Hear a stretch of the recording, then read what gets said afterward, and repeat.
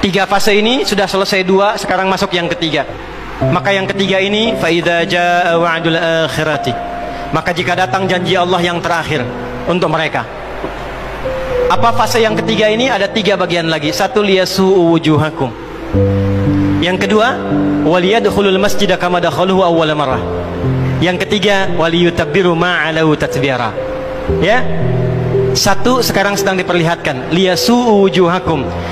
Persis sekarang orang-orang itu seperti di era Nabi yang membayangkan ini nggak bisa ditembus, bentengnya kokoh, intelijennya kuat, sadapannya di mana-mana. Tapi ternyata dunia yang melihat kokoh itu ditunjukkan oleh Allah hanya dengan bahasa mereka, la syirzimatun qalil. Ini bahasanya Firaun. Ini kan cuma ormas kecil, nggak sebanding. Ormas kecil yang nggak sebanding ini ternyata telah bisa mengintersep semua bagian-bagian itu.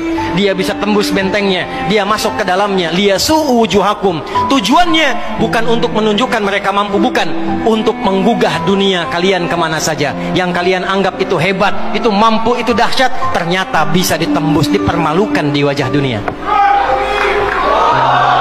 Satu, janji Allah tiba. Kedua, waliyadkhulul masjida kama dakhaluhu awwala marrah. Nanti ada fase kedua.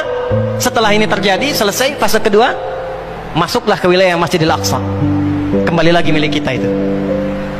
Dihitunglah fasenya 40 tahunan. 1987 fase pertama sekarang berjalan, ditambah 40 berapa? 2027. Itulah fase yang kedua, saat diharapkan paling puncaknya Masjidil Aqsa bisa kembali lagi.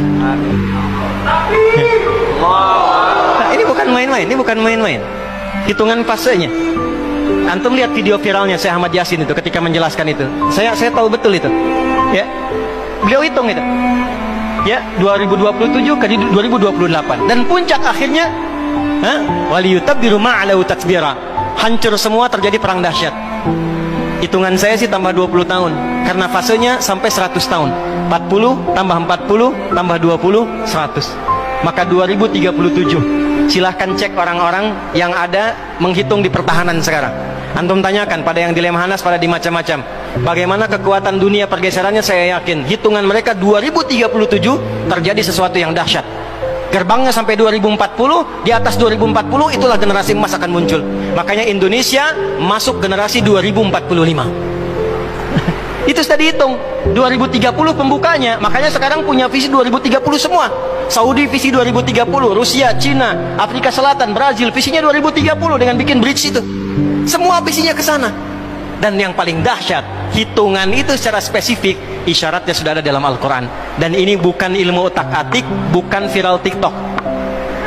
Ingat, ini sudah sejarah yang berlangsung dari penelitian masa lalu.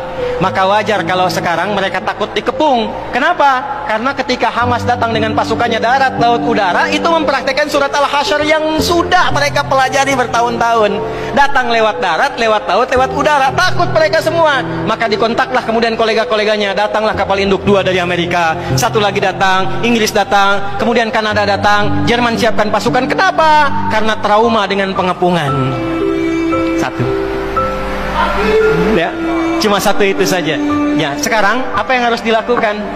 Doa yang terbaik. MUI sudah bikin fatwa, baru saya lihat fatwanya hari ini tuh. Fatwa nomor 83 tahun 2023. Kita nggak bisa berangkat ke sana, ya, jangan main-main, jangan potong-potong video saya. Nggak boleh berangkat sembarangan karena gerbang pun ditutup. Antum belum nyampe udah mati duluan. Nggak boleh keluar tanpa izin pemerintah.